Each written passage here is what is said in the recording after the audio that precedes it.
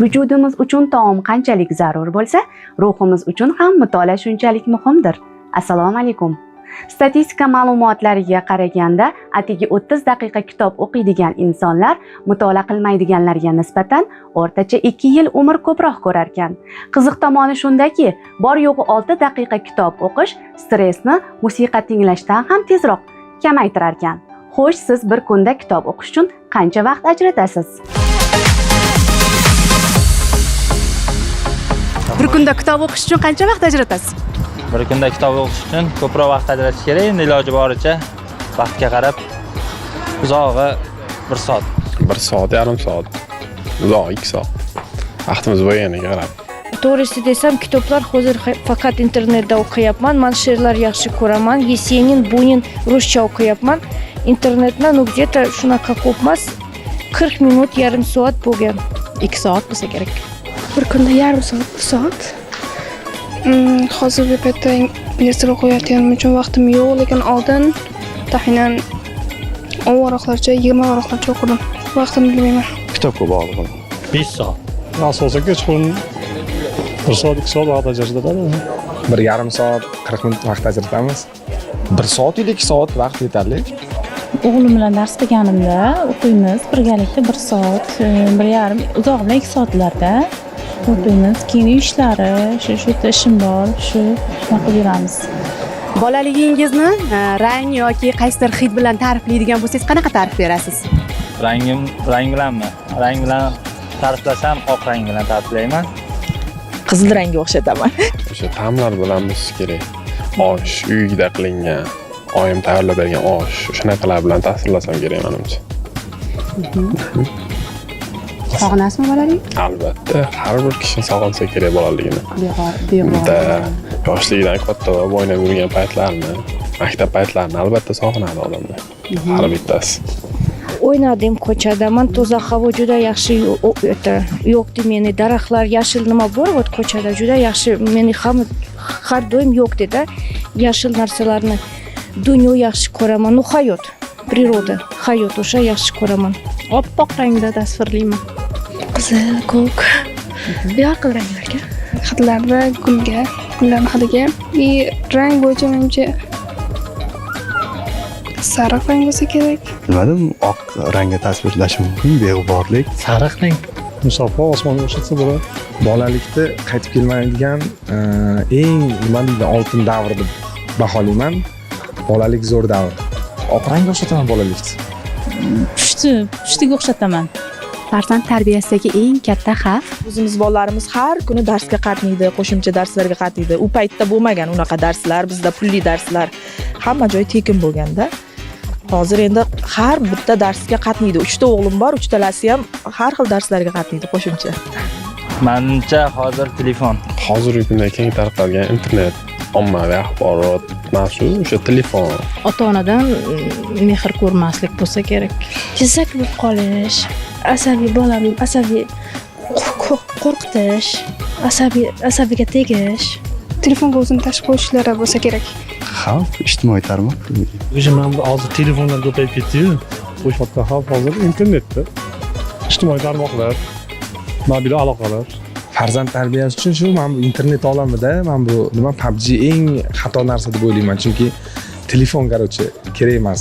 Farzand tarbiyasi uchun ota-onalarimizni ularga nisbatan vaqt kam ajratishi. Ko'proq vaqt ajratib, ko'proq bolani tarbiyasi bilan, bolani intizomi bilan ko'proq shug'ullansa, menimcha yaxshi bo'ladi deb o'ylayman. Kelajakda bu mehnatini baribir rohatini ko'rishadi. Xudo xohlasa shunaqa deb o'ylayman. Bilmadim, endi e'tiborsizlik bo'lsa kerak deb o'ylayman. Telefon ko'proq bermasa kerak deb o'ylayman.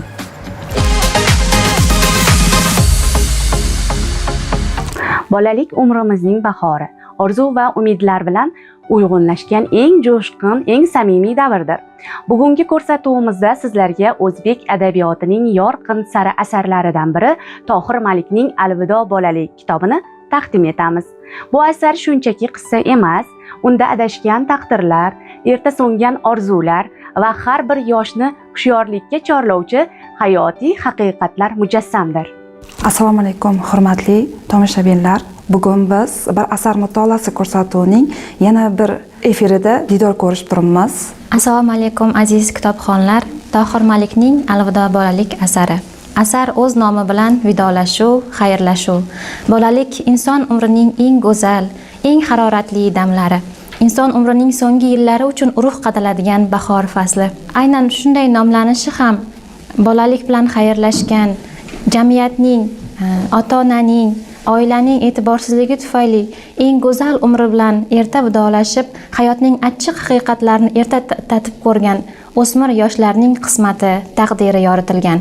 Asar qahramonlari Asror, Qamariddin, Dilfuza, Salim, ularning orzu-umidlari, intilishlari, muammolari, oilaviy sharoiti, turmush tarzi turlicha bo'lsa-da, ammo ularni birlashtirib turgan bir tuyg'u bor, bu alamzadalik. Ushbu alamzadalik, nafrat ularni bir ko'chada birlashtirgan. Bugun nima uchun aynan Alvido bolalikni tanladik? Chunki bu kitob mustaqillik davrlaridan oldingi voqeliklarni ifoda etsa-da, aslida bu kitobdagi mavzular bugungi kunimiz bilan yaqqol bog'lasak bo'ladi. Chunki aynan Alvido bolalik har bitta insonning bolaligi bor va ana shu bolalikda kechirgan barcha jarayonlar aynan qaysi holatda kechayotgani, qanday kechayotgani mana shu kitob orqali aks ettirilgan va bu kitobdagi voqeliklarni biz bemalol bugungi kun yoshlar hayoti bilan ham bog'lab o'rgansak bo'ladi va shu jihatdan biz bugungi kun onalariga ham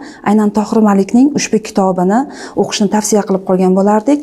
Qarang, kitobda 3 ta qahramon misolida, mana siz hozir sanab o'tgan Qamariddin, Salim hamda Asrorlar misolida kitobning asl mohiyati ochib berilgan.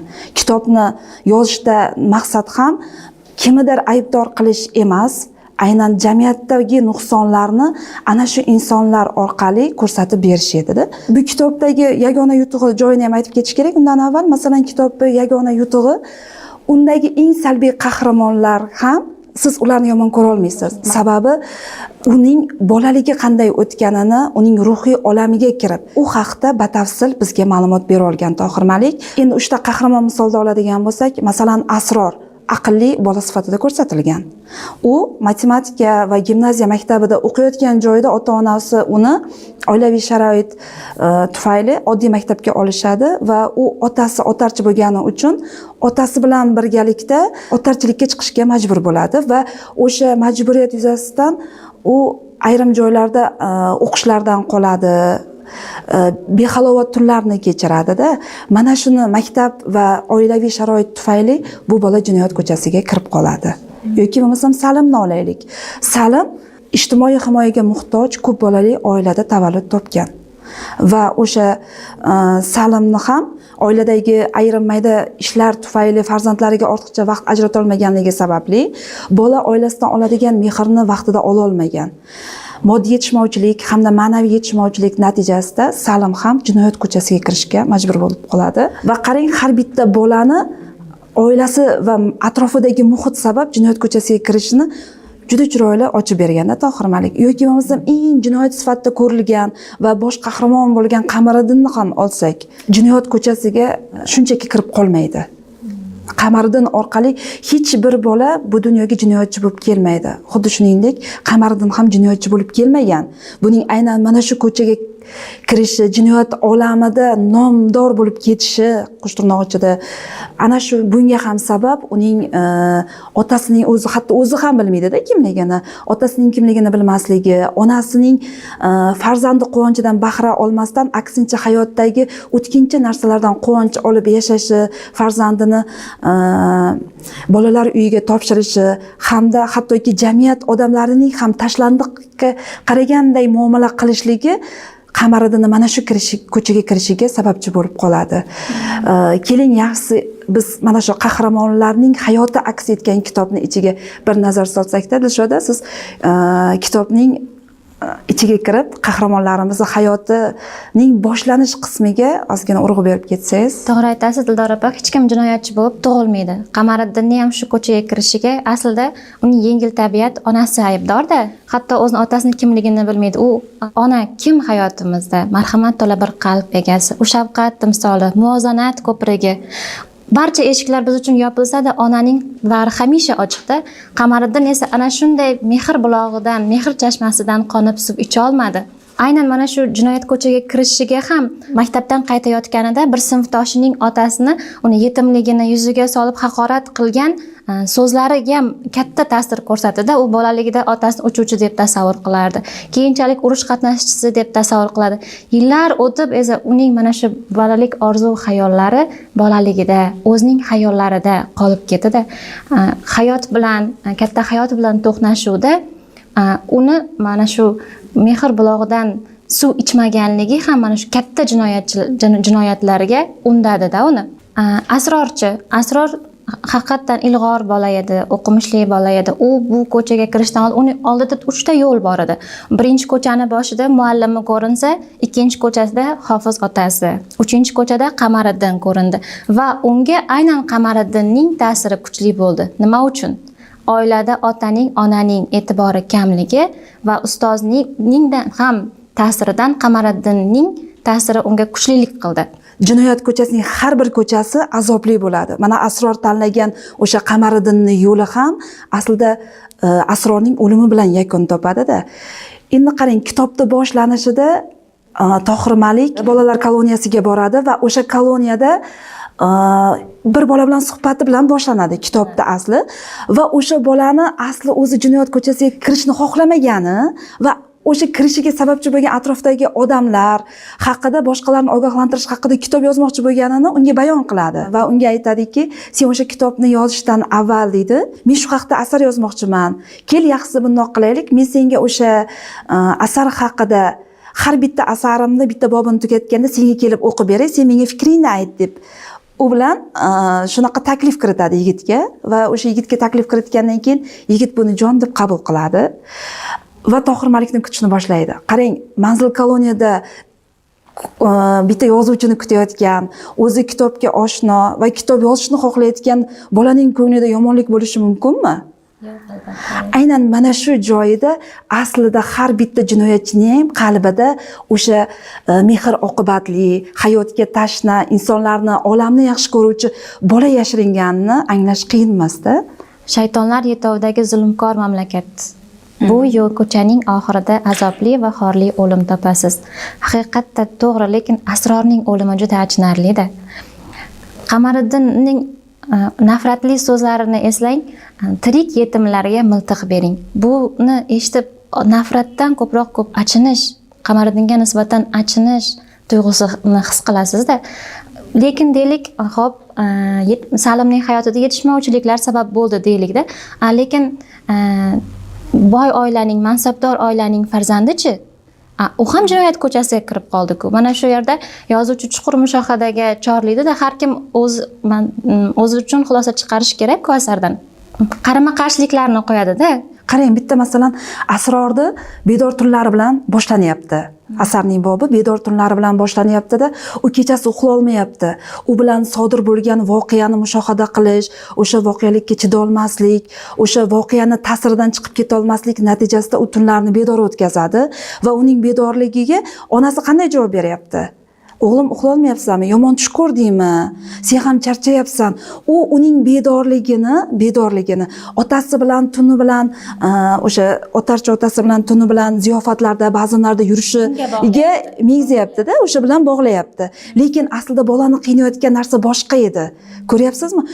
Onasini ozgina be'tiborsizligi, bolani aslida nima qiynayotganini u bilan ozgina muloqot qilib, anglab, tushunib yoki u bilan gaplashmagan natijasida Asror o'sha vaziyatdan chiqib keta olmaganda, o'sha joylarini ham yozuvchi chiroyli tasvirlab bergan va uning ko'chaga chiqib, qarang, Asror ham aslida mehr-muruvvatga to'la, qalbi mehr-muruvvatga to'la inson. Bir yosh o'smir yigit ekanligini Dilfuza bilan munosabatida ham ko'rish mumkin-da. Dilfuza yetim qiz, yarim yetim qiz. Uning onasi vafot etgan, nogiron otasi bor. Lekin u uni yaxshi ko'rgan uchun emas, uning o'sha oilaviy sharoiti, bitta mehrga tashna bir qiz sifatida unga boshqacha mehr ko'rsatadi Asror. Uni shuning uchun yoniga oladi. Unga bo'lgan munosabatini muhabbat deb ko'rsatmaydi yozuvchi. Dilfuzaga bo'lgan munosabatni muhabbat deb ifodalamaydi. Lekin buni maktabda nima deb baholashadi? Sen yomon yo'ldasan. Dilfuzaga ham, Asrorga ham sen yomonsan, sen yomon yo'ldasan. Sizlar qilib yurgan ishlaring yomonlik deya baho beradi. Aslida ular bilan gaplashib, sizning munosabatingiz yomonlik bilan yo'rilgan, buning tagida boshqa ma'no borligini ular bilan gaplashganda tushunardi-da, lekin gaplashmaydi. Maktab ular bilan gaplashmaydi-da, alohida gapirib, sen yomon yo'ldasan, sen yomon bola bilan yuribsan, bu harakatlaring noto'g'ri deya Dilfuzani Asrordan uzoqlashtirishga harakat qiladi.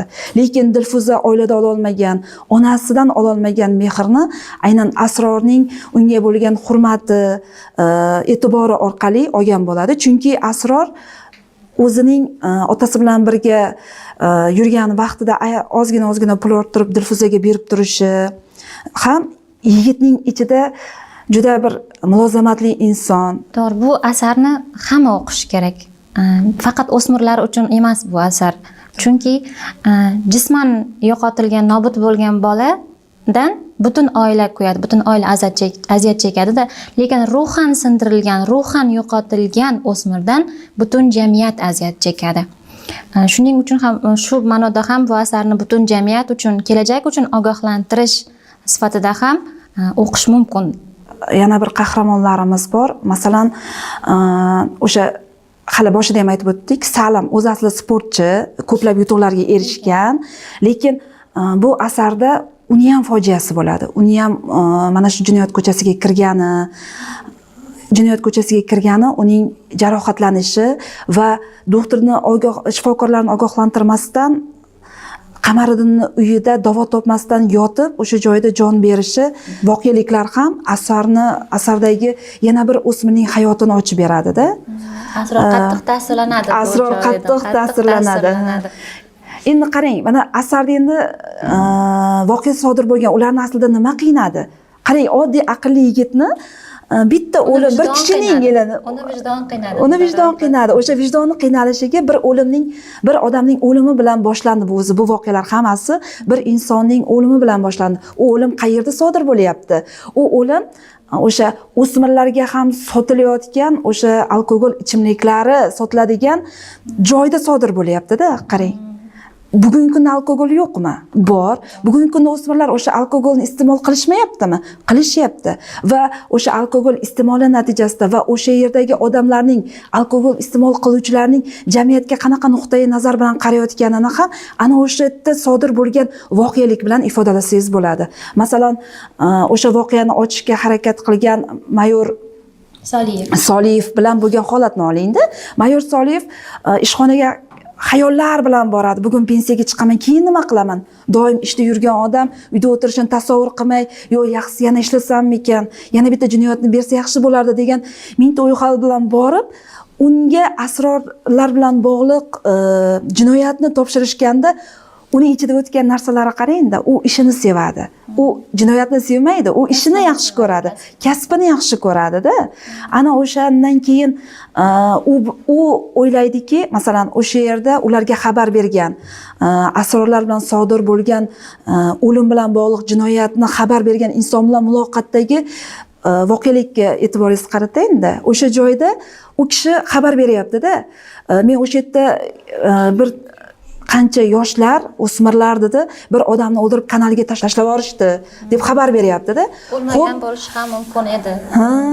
O'lmagan ham bo'lishi mumkin edi. Yashirishda jinoyatni, o'lmagan bo'lishi ham mumkin ekan. Siz bormadingizmi, ajratmadingizmi desa, sizga xabar berayotganimga rahmat deng, deyapti. Ko'ryapsizmi? U o'sha yerda loqaydlikni bitta, qarang, yana bitta salbiy bir holatni ifodalab berishyapti-da.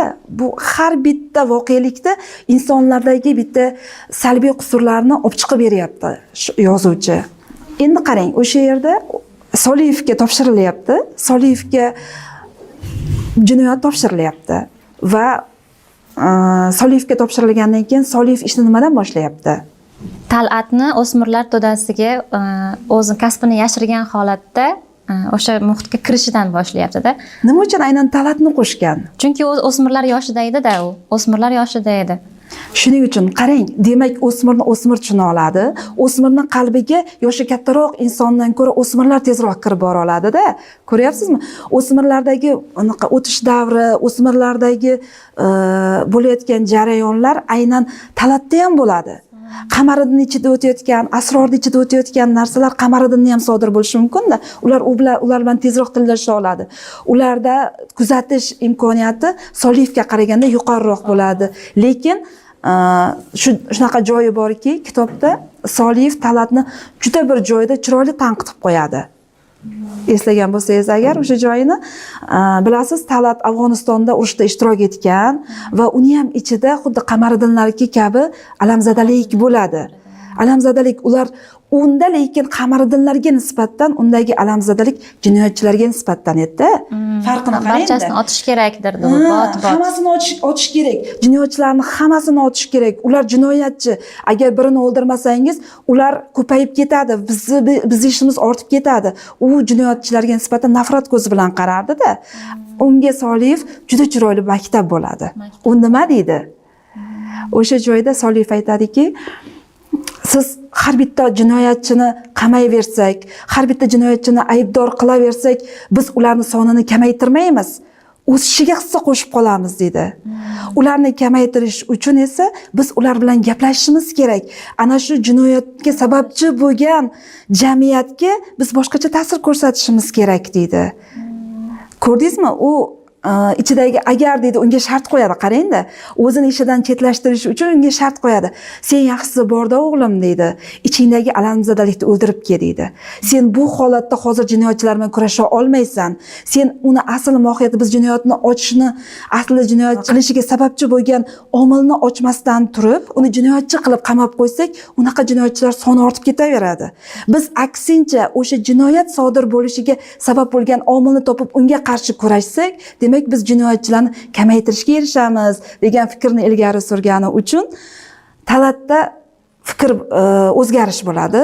U Soliyevning mana shu fikrlari sababli u bilan ishlashga rozi bo'ladi, jon deb rozi bo'ladi va u o'sha jinoyatchilarni, asl jinoyatchilarni izlab topish maqsadida o'sha alkogol sotadigan joyda yoshlarni o'rganishni boshlaydi.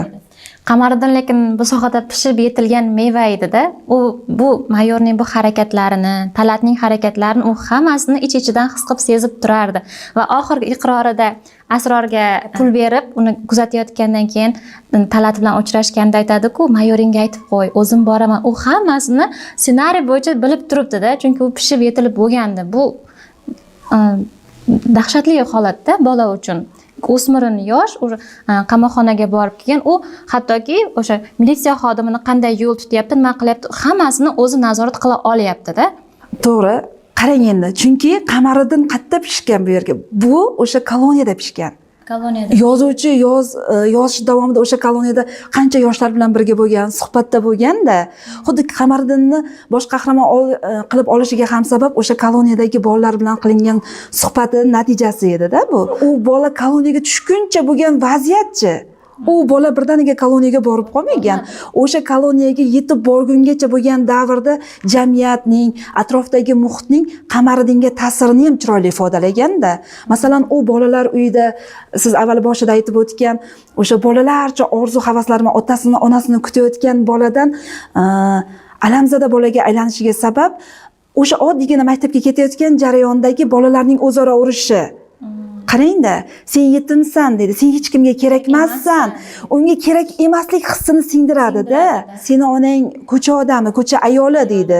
Endi buni hozir qo'pol tillarda aytish noto'g'ri, lekin bizni jamiyatda o'sha qo'pol so'zlar bilan ishlatishgani uchun ham bolalarga bu narsa qattiqroq ta'sir qiladi-da. Ana o'sha joyini chiroyli ochib beradi va natijada Qamariddinning ichidagi o'z onasini chiroyli bir ayol sifatida kutayotgan bolada onasiga nisbatan nafrat uyg'onadi. O'ldirishga ham tayyor edi-da. Lekin o'sha nafrat uyg'onishdan sal avval uni oldiga onasi kelib ketgan bo'ladi. Agar eslasangiz, onasi qanaqa qiyofada kirib keladi?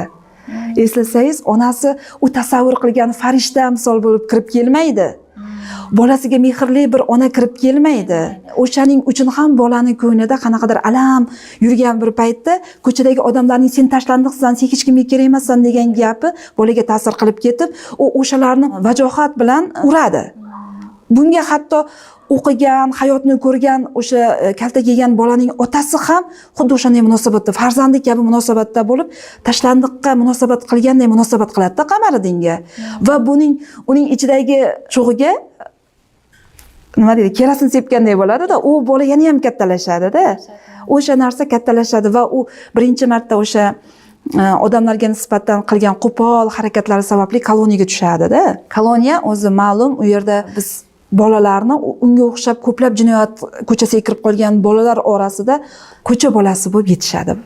Men o'zim ham Qamariddinni bu jinoyatlaridan nafratlanmadim. Men u bolaga achindim.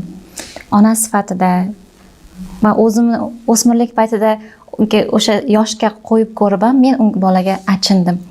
O'sha joyda-da men ham masalan mana hozir bosh farzandim Qamariddinning yoshida. Qamariddinning yoshidagi o'smir yigit. Endi qarang, biz hozir mana shunaqa o'smir yigitlarni tarbiyalayotgan onalarga aynan shu joyda nimaga urg'u berish kerak? Eng ko'p urg'u beradigan joyimiz muloqot. Muloqot yetishmagan, mehr yetishmagan va muhabbat yetishmagan o'sha bolalarga-da. Bizni masalan hozirgi bugungi kun ayollariga misol qiladigan bo'lsangiz, qancha ona bolasi bilan muloqot qilyapti. Menimcha hozir onalar ko'rib turgan bo'lsa, siz o'zingiz bir kuningizga nazar soling, necha soat vaqtingizni farzandingizga sarflayapsiz. Siz bilan farzandingiz gaplashishni o'rniga farzandingiz ChatGPT bilan gaplashyapti. Farzandingiz telefon bilan gaplashyapti. Farzandingiz atrofidagi boshqa bir o'zini olami bilan gaplashyapti-da, lekin siz ona sifatida berishingiz kerak bo'lgan narsalarni bola boshqa joylardan olib qo'yyapti-da. Ayniqsa bugun olamimizga eng kirib kelgan telefon, to'g'ri bu asar yozilgan paytda telefon bo'lmagan. Shuning uchun balkim jinoyatlar nisbatan o'sha paytda kam bo'lgandir.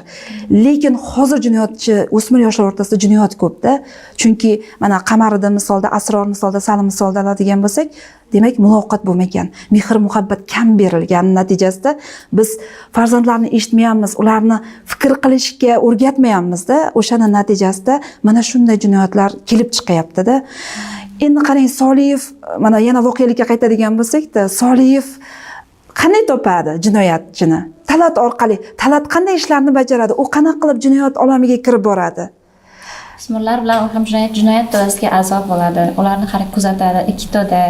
Shunaqa narsa bo'ladiki, qarang, o'smirga yaqin yuradi. Qanaqa qilib Qamariddinga qo'shilib qoldi? Masalan, Asror yoki Salim qanaqa qilib o'zidan Qamariddin kel, bizni safimizga qo'shil demaydi unga.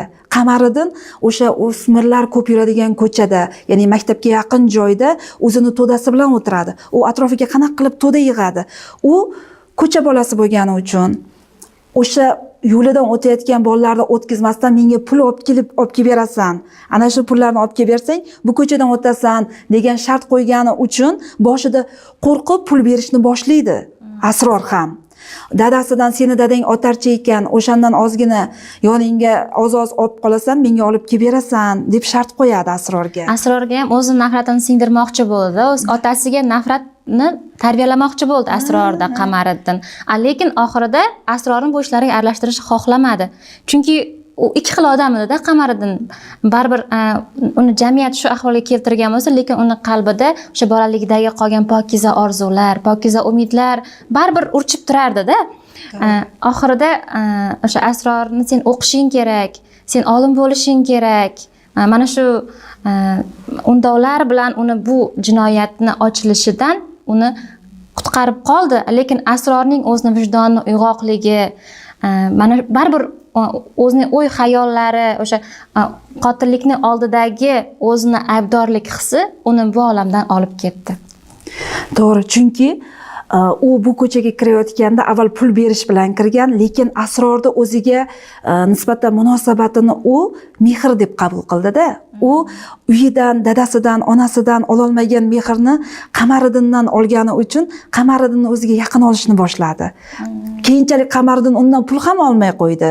Hattoki o'sha alkogol ichimliklar sotiladigan joydagi o'lim bilan bog'liq holatda ham Asrorni chetlashtirishni xohladi. Ko'ryapsizmi? Sen hech narsa ko'rmading, kecha sen u yerda bo'lmading deb Asrorni singdiradi. Lekin Asrordagi o'sha insoniylik, o'sha vijdon uyg'oqligi sababli o'sha vijdonni olib ketdi deb ta'rif berdingiz-ku, xuddi shunday narsa asari boshdan oxirigacha uni vijdoni bilan bog'liq holatlarni, asrorni vijdoni bilan bog'liq holatlarni har bitta personajda ko'rsatishga harakat qilganda Tohir Malik. Chunki vijdon juda katta narsada. Bugun har bitta insonni insoniyligini ochib beradigan narsa, bizdagi eng chiroyli tuyg'u bu vijdonda. Ana shu bilan nafaqat asrorni, balki Qamariddinni ham, Salimni ham, hattoki uning atrofidagi muhitni ham o'sha bitta vijdon orqali yoki o'sha munosabat orqali ochib berishga harakat qilganda jinoyatchilarni tutishadi ham, masalan, ularni jinoyatini fosh qilishadi ham. Lekin bu orada boya siz tilga olib ketgan boylar oilasiga ham kirib borishadi-da. O'zi boshqa jinoyatni izlab yurgan odamlar boshqadan gumonat qiladi. Soliyev chunki baribir hozir tergovda ishlayotganlar bilan bog'liq bo'lgan holatda bu. Chunki boshqa bir jinoyatni qidirgan paytda boshqa bir jinoyat ham tegidan chiqib keladi. Xuddi shunday boshqa bir o'smirlardan gumon qilishadi-yu, aslida ularning boy oilaning hayotida ham jinoyatga moyil yoshlarning tarbiyalanayotganini ko'rib, Soliyev ham ikkilanib qoladi-da. Xo'p, buni oilasi ijtimoiy himoyaga muhtoj, buning oilasi mehr-muhabbatdan yiroq, farzandlari bilan gaplashmaydi, moddiy yetishmovchiligi bordir, bunisi yetimdir. Lekin u to'la to'kis boy xonadon, davlat ishida ishlaydigan oilalarning farzandlari nima uchun bu ko'chaga kirib qolyapti degan savolni ham o'rtaga shundoq olib chiqib qo'yishadi-da, o'sha jinoyatni ochish orqali. Lekin o'sha jinoyatning ham qaysidir uchi aynan Qamariddinlar qilgan jinoyat bilan bog'liqligini juda chiroyli bog'lab qo'yganda, zanjir qilib bog'lab qo'ygan. Umuman bu hayotda insonlar bir-biriga ko'rinmas zanjir bilan bog'liq ekanligini ko'rsatib bergan. Qanday zanjir? Masalan, qarang, oddiy hayotimizda siz maktabda o'qiysiz, oddiy maktab o'quvchisizda, lekin sizni onangiz jamiyat a'zosi. Va siz maktab o'quvchisi bo'ling, siz jamiyat a'zosi bo'ling, sizni oilangizdagi har bir muhit mana shu davlat, mana shu jamiyatga aloqador. Siz chiroyli farzand tarbiya qilsangiz, ertaga u davlatga, jamiyatga manfaatli inson bo'lib yetishadi-da. Siz jinoyatchi farzandni voyaga yetkazib, o'zingiz o'sha narsaga moyilligingiz bo'lib, o'zingizni masalan, mana bugun ajrimlar ko'p. Ajrimlar ko'p-da bugun hayotimizda juda ko'p ajrimlar bor. Bizdagi jinoyatchi yoshlarning ko'payishida ajrimlar ham qaysidir ma'noda sabab bo'lib qolyapti. Fikr qilmasligimiz, mushohada qilmasligimiz, kam o'qishligimiz natijasida mana shunaqa narsa sodir bo'lyapti, jinoyatlar sodir bo'lyapti. Biz o'smirlarni tushunmayapmiz, ularni anglaymayapmiz-da. Aynan shuning uchun ham biz o'shalarni anglash uchun, yoshlarni to'g'ri tushunib, ular bilan yoshlarcha muloqotga kirish uchun ham biz o'zimiz ko'proq mutolaa qilishimiz kerak-da. Mana bu yerda ham masalan Asror to'g'ri aqlli bola, lekin aqlli bo'lsa ham o'sha jinoyat ko'chasidan o'zini olib qola olmadi-ku. Ana shu jihatdan yondashishimiz kerak-da asarga. Biz hozir asarning umumiy voqealiklariga to'xtalib o'tdik. Endi asarni aslida hammasini har bitta personaj, har bitta voqelik bo'yicha gapirib sizga tasvirlab berish uchun biz Tohir Malik bo'lishimiz kerak-da aslida. Chunki Tohir Malik shunday chizgilar bilan kitobiga urg'u beradiki, o'sha yerdagi har bitta voqelikni o'qiganingizda ko'zingiz oldingizdagi eski Toshkent manzarasi hosil bo'ladi-da. Eski odamlar, o'sha davr, mustaqillik davridan oldingi insonlar qiyofasi, mahalla ko'chalar, o'sha paytdagi ota-onalar, o'sha paytdagi maktab holati shunaqa chiroyli bir qalamda shunaqa chiroyli tasvirlaganki, siz o'qigan sari o'sha olamda kezasiz-da. Jinoyat olamidagi insonlarni ko'zingiz bilan ichiga kirib ko'rayotgan bo'lasiz-da. O'sha narsani sodir etmasligimiz uchun, o'sha jinoyat olamidagi insonlarni, yosh o'smirlarni kamaytirishimiz uchun biz alvido bolalikni har bitta onaga, har bitta o'smirga, kerak bo'lsa maktabdagi har bitta o'qituvchiga tavsiya qilamizda. Chunki ular ham bugun aynan o'quv kurslarini olamizmi yoki bo'lmasa maktab o'qituvchilarini olamizmi, har bittasi biz yoshlarimiz bilan ishlayapti. Yoshlarimiz bilan ishlayotgan har bitta soha vakiliga mana shu kitobni o'qishni tavsiya qilamiz. Chunki bu kitobni o'qish orqali siz birinchi o'rinda yoshlarga nisbatan munosabatingiz o'zgaradi. Hayotga munosabatingiz o'zgaradi. Jinoyatchi aslida jinoyatchi emas, u ham inson ekanligini anglab yetasiz-da. O'shaning uchun biz insonlarni ko'paytirish uchun, insonlardagi insoniylikni ulug'lantirish uchun ham biz ko'proq mutolaa qilishimiz kerak. Bir asar mutolaasini tomosha qilishimiz kerak. Sizga tavsiya qilinayotgan kitoblarni esa albatta olib mutolaa qilishni o'zimizga odat qilishimiz kerak. Albatta, har bir farzand butun jamiyatning farzandi. Har bir ota-ona, har bir oilada o'qilishi kerak bo'lgan asar bu. Farzandning ilk tarbiya makoni onaning ko'ksi. Agar onada biron bir xatolik, biron bir illatlar bo'lsa, u nasllarda o'nglanmaydigan yaralar ochilishiga sabab bo'ladi. Demak, biz ko'rsatuvni yakunida yana bir marta sizlarga ko'proq kitob o'qishlikni va o'sha kitoblar ichida o'zingizni anglashni va o'zingizni anglagan holda atroflarni anglab yetishingiz mumkinligi haqida yana bir bora eslatib o'tmoqchimiz. Agar siz o'zingizni topsangiz kitobdan, o'zingizni anglasangiz, atrofimizdagi insonlar ham yaxshi insonga aylanishni boshlaydi va yaxshi insonlar atrofida siz bu hayotning asl go'zalligini his qilishni boshlaysiz. Demak, bizning oxirida yagona so'zimiz bu: kitob o'qing, mutolaa qiling. Ushbu asar bizga bolalik shunchaki bir yosh davr emas, balki inson qalbining poydevori ekanligini anglatadi. Agar bu poydevor mehr va e'tibor bilan qurilmasa, ertami kechmi baribir unda dars paydo bo'lishini uqtiradi. Asar qahramonining boy berilgan taqdiri barchamiz uchun ogohlik qo'ng'irog'idir. Agar siz bu kitobni o'qigan bo'lsangiz, yana bir bor qayta mutolaa qilishni, o'qimagan bo'lsangiz esa albatta bir boshdan o'qishni tavsiya etamiz. Xayr, salomat bo'ling.